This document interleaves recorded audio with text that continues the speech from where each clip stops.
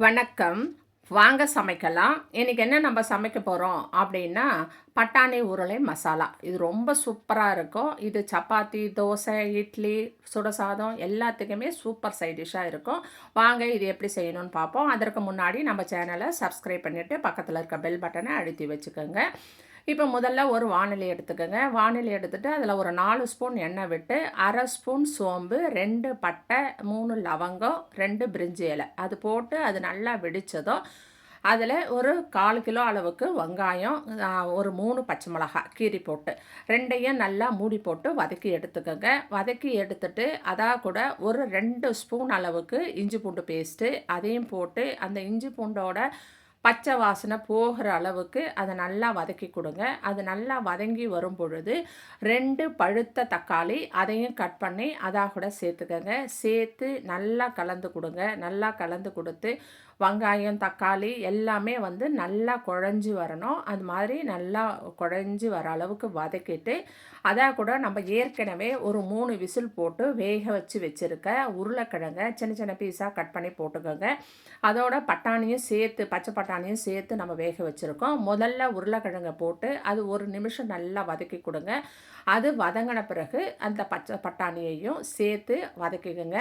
இது வந்து ட்ரையாக இருக்க பட்டாணி. இதை வந்து ஒரு 4 மணி நேரம் நான் ஊற வச்சு பட்டாணியும் உருளைக்கிழங்கும் சேர்த்து வேக வச்சுருக்கேன். நீங்கள் பச்சை பட்டாணி கிடைச்சிது அப்படின்னு சொன்னால் அதை வேக வைக்காமல் அப்படியே உருளைக்கிழங்கு மட்டும் வேக வச்சுட்டு இதாக கூட நீங்கள் சேர்த்துக்கலாம். அந்த மாதிரி சேர்த்து அதை நல்லா கலந்து கொடுத்துட்டு ஒரு 1/2 ஸ்பூன் அளவுக்கு மஞ்சள் தூள் அதை நல்லா கலந்து கொடுத்து அதோட ஒரு ஸ்பூன் அளவுக்கு குழம்பு மிளகாய் பொடி போட்டிருக்கேன். இதுலேயே தனியாத்தூளும் சேர்ந்துருக்கு.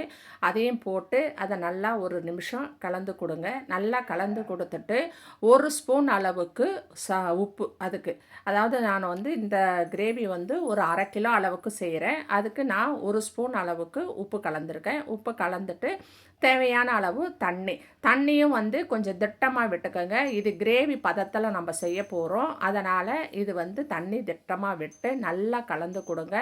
கலந்து கொடுத்து அதை ஒரு மூடி போட்டு ஒரு 3 நிமிஷம் கொதிக்கட்டும். இடையில கலந்து கொடுங்க. இடையில கலந்து கொடுத்துட்டு உப்பு திட்டமாக இருக்கா பார்த்து, உப்பு கம்மியாக இருந்ததுன்னா திரும்பவும் கொஞ்சம் உப்பு சேர்த்துக்கோங்க. காரம், உப்பு எல்லாமே செக் பண்ணிவிடுங்க. செக் பண்ணிவிட்டு புதினா கொத்தமல்லி, கருவேப்பிலை அது போடுங்க. புதினியை போட்டால் ரொம்ப வாசமாக இருக்கும். அதனால் கண்டிப்பாக புதினியை சேருங்க. சேர்த்து நல்லா கலந்து கொடுத்து ஒரு மூடி போட்டு ஒரு 4-5 நிமிஷம் அப்படியே வந்து மிதமான தீயிலேயே அப்படியே வந்து இருக்கட்டும்.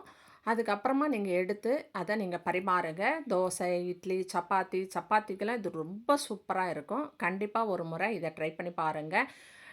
வீட்டில் இருக்கிற எல்லாருக்குமே இது ரொம்ப பிடிக்கும். ரொம்ப சூப்பராகவும் சுவையாகவும் டேஸ்ட்டாகவும் இருக்கக்கூடிய பட்டாணி உருளை மசாலா 10 நிமிஷத்தில் செஞ்சிடலாம். நம்ம உருளையும் பட்டாணியும் ரெடியாக இருந்தது அப்படின்னு சொன்னால் இந்த மசாலா செய்ய 10 நிமிஷம் கூட ஆகாது. அதனால் கண்டிப்பாக ஒரு முறை இதை ட்ரை பண்ணி பாருங்கள். இந்த வீடியோவை சப்ஸ்கிரைப் பண்ணி பக்கத்தில் இருக்க பெல் பட்டனை அழுத்தி வச்சுக்கோங்க. நான் போடுற ஒவ்வொரு பதிவும் உங்களுக்கு உடனுக்குடன் நோட்டிஃபிகேஷனாக வரும். சரிங்களா? நன்றி, வணக்கம்.